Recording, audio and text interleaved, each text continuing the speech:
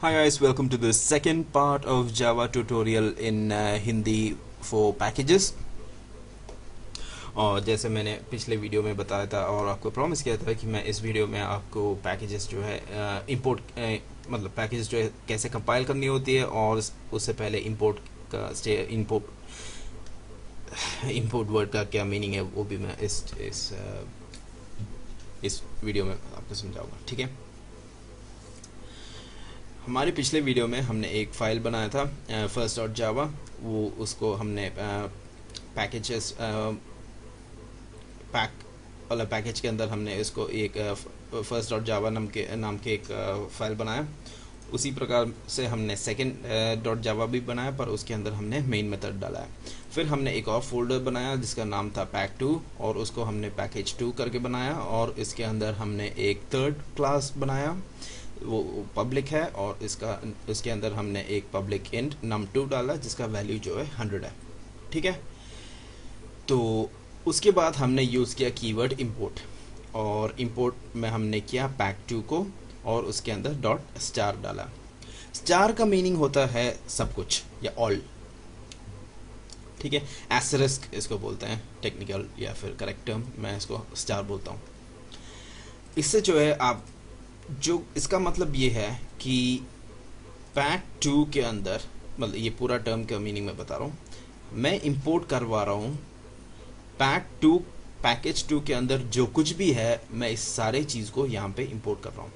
अगर मान लीजिए यहाँ पे 3-4 क्लासेस होते हैं और मुझे सारे के सारे क्लासेस जो है एक्सेस करनी है, तब मैं पैक2 डॉट स्टार लिखूँगा।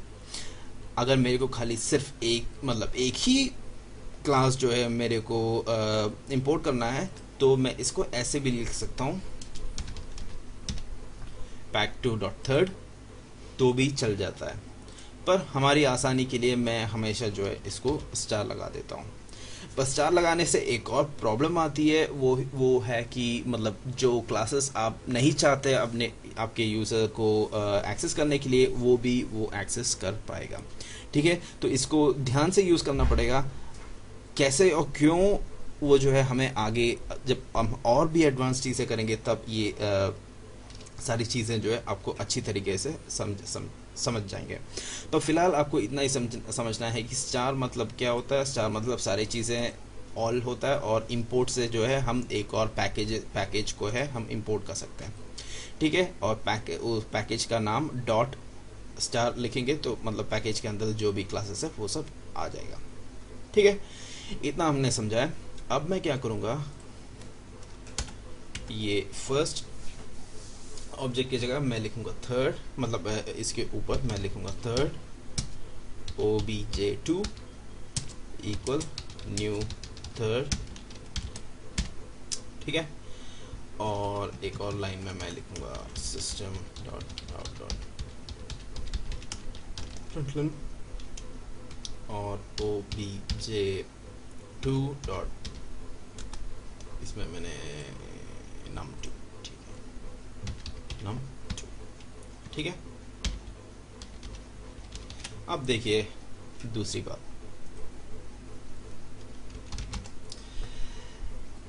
अभी हम फिलहाल मतलब हमारे कमांड प्रॉम्प्ट में हम लोग हैं पैकेज के अंदर। ठीक है, पैकेजेस को कंपाइल करने का एक अलग तरीका होता है। हम यूजुअली क्या करते थे, जावा सी, उसके बाद हम लोग हमारे फाइल नेम डॉट जावा लिखते थे और उससे हमारी काम जो है हो जाती थी।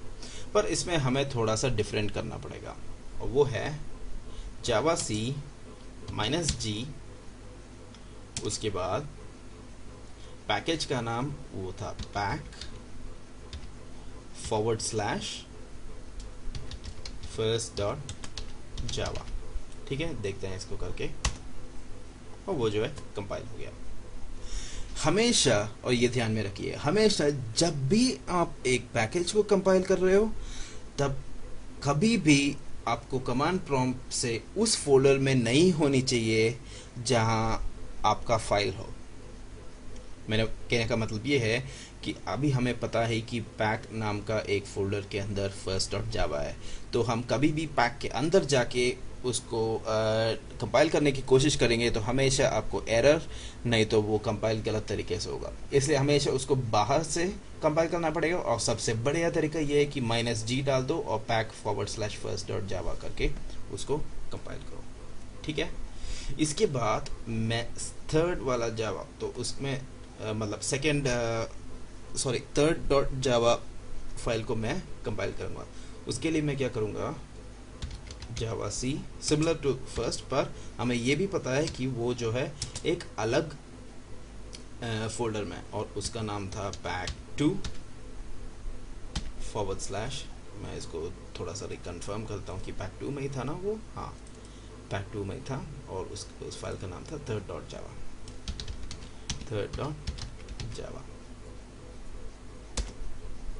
ठीक है, वो भी कंपाइल हो गया, कोई एरर नहीं।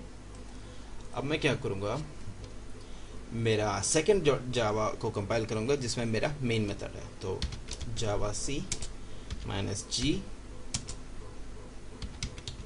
pack/second.java।